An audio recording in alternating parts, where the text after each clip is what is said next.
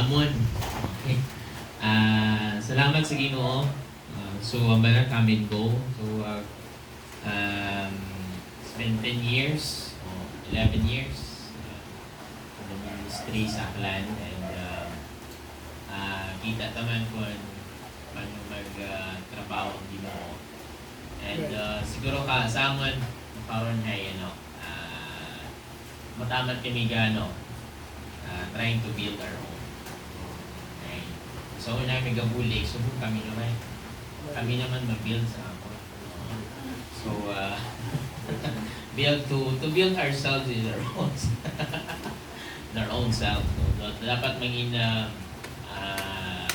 kung ang bulig nag-aabot, salamat. Kung wala na, dapat ikaw kapalo ka man. So siguro kita nyo amon post, so we're starting amon tutorial center. It's been a ministry of the church, and it's a blessing si Mrs. Dira sabi ka tudlo siya. So siyempre amo na yung gintao sa iya nga talent, magamiton na mo. So subong starting may ara kita to busay kabilong estudyante. So pwede na. Okay. At least we're starting. So dira kami ginbutang ang akong heart, dira man sa mga bata. Amo na amon ministry, dira man kami na-start sa mga bata. So amo na amon pupusan. So hindi lang kami magdamang bata. Ayun ni Pastor siya nang na-joke. So amo na. So siguro salamat sa mga nagbulig, pero wala kami gambang nga di sa bulig. Kung aray lang bulig, thank you. Pero kung wala, ang mga we're starting to build our own. Hindi lang kami kami magsali. Dapat may mga paagi, nakita man mismo maghimo. Siyempre ga, may aram kami first floor, may aram kita, natulong mo kita giving. So, another outlet niya makasulod sa income para sa church. As well as, siyempre ka ministry, reaching out those members of the families ng mga bata. Especially, dira kami sa interior kami yan.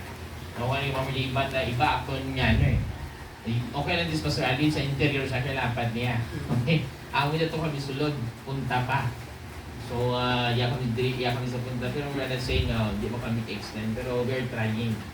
Alam mo na yung amon subong status and sa amon nga ministry. So araman mga college student, so mga ganang bala come and go.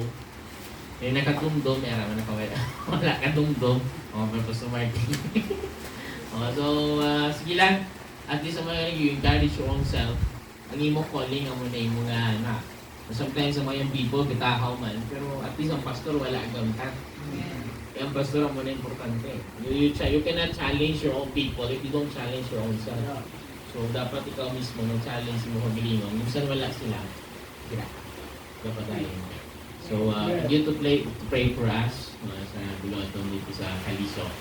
We are a barangay church. Dito kami gusto. Pero we're trying to napagawa kami. Hindi lang kami pagharangan dito sa Wilbur. Lapit lang kami sa highway, lapit lang.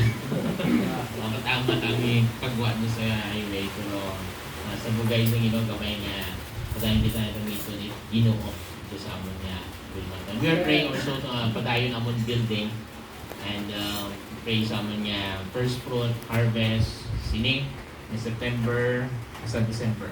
Kaya makapadayon naman taliwat para sa aton nga building to sa Caliso. Okay, thank you, and God bless us. Amen.